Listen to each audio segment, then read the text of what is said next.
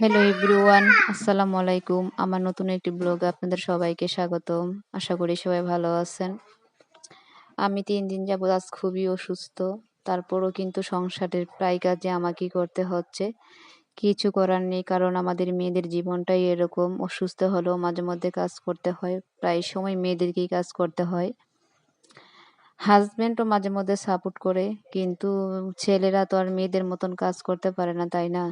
আর যাদের সংসারে ২টি বাচ্চা আছে তাদের তো আরো বেশি কাজ বেড়ে থাকে।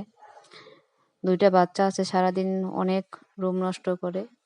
ঝাড়ু দিয়ে কুলানো যায় না। আর একটা পুরুষ মানুষ আপনাকে কতক্ষণ হেল্প করবে? তাদেরও তো বাহিরে যেতে হয়, তাদেরও তো বাহিরে কাজ আছে, তাই না? তো অসুস্থতার কারণে বেশি কিছু রান্না করতে পারি নাই, আর খেতেও পারি না। আগে তরকারি ছিল, তাই আজকে শুধু লাউ দিয়ে মাছ দিয়ে রান্না করলাম। আর বাচ্চাগুলো এইগুলা তরকারি খায় না, ওরা শুধু মাছ দিয়েই খাবে। তাই সামান্য কিছু রান্না করলাম। আর আগের তরকারি ছিল বাসায়। আর আমার মুখে তো রুচি নাই, কারণ জ্বর হয়ে মুখে রুচি সব চলে গেছে। খাবারের প্রতি কোনো আগ্রহ নাই আমার। আজ ৩ দিন যাবত একবারে গেলে অনা খাওয়া।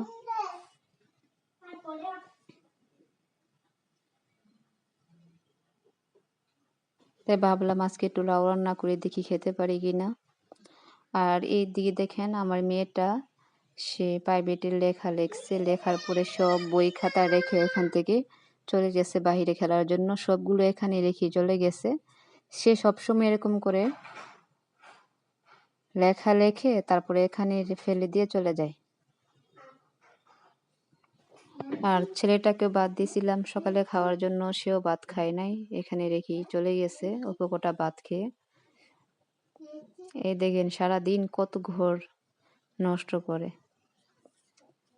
তো আজকে হাত দিয়ে মোছার কোনো সময় নাই, আর শরীর অনেকটাই অসুস্থ, তাই আজকে লাঠি দিয়ে রুম মুছে ফেলবো।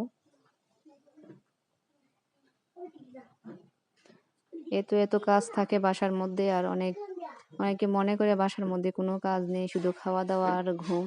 আর যারা বাসায় থাকে তারাই বলতে পারবে বাসার মধ্যে কত কাজ থাকে।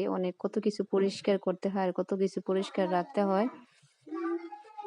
আর গ্রামের কিছু মহিলারা আছে, মনে করে সারাদিন বুঝি বাসার মানুষটা বুঝি খায় আর ঘুমায়, তাদের আর কোনো কাজ কাম নাই। আর এই দেখেন আমার ছেলেটা আজ কি পরছে, দেখেন গাইস।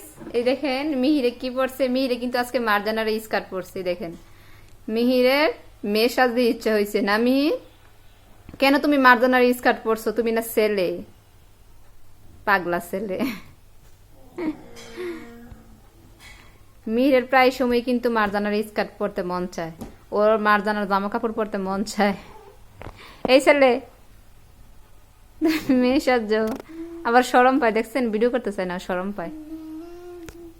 ঠিক আই লাভ ইউ বলো সবাইকে, আই লাভ ইউ বলো, আই লাভ ইউ বলো, আই লাভ ইউ। মেয়ে সবাইকে আই লাভ ইউ বলে দিছে। আল্লাহ হাফেজ বলো, টাটা। ঠিক আছে।